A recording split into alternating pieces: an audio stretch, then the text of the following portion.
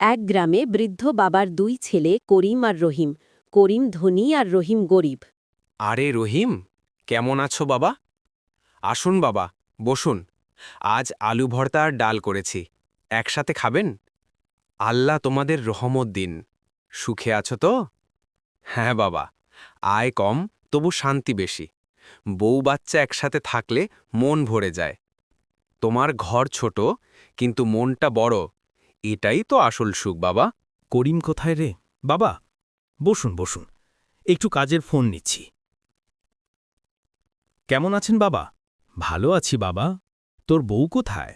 ওর fashion show আছে, বেরিয়ে গেছে। তোর বাড়ি বড়, তবু একটা লাগছে কেন রে? বাবা, ব্যবসা, মিটিং, বন্ধু, সময় পাই না, কিন্তু সবকিছু তো আছেই। সবকিছু আছে, কিন্তু সুখ নেই, তাই না? রহিমের ঘরে শান্তি দেখলাম, তোর ঘরে শুধু শব্দ, কোনো ভালোবাসা নেই। বাবা ঠিকই বলেছেন, আমি ঘর বানিয়েছি কিন্তু সংসার নয়। রুবিনা, কাল গ্রামের দিকে যাব, রহিমদের কাছে। বাবাকে নিয়ে একটু সময় কাটাবো। দেখলে করিম, টাকার চেয়ে ভালোবাসা বড়। বাবা, আজ বুঝলাম পরিবারই আসল সম্পদ। চলো ভাই, আজ একসাথে নামাজ পড়ি।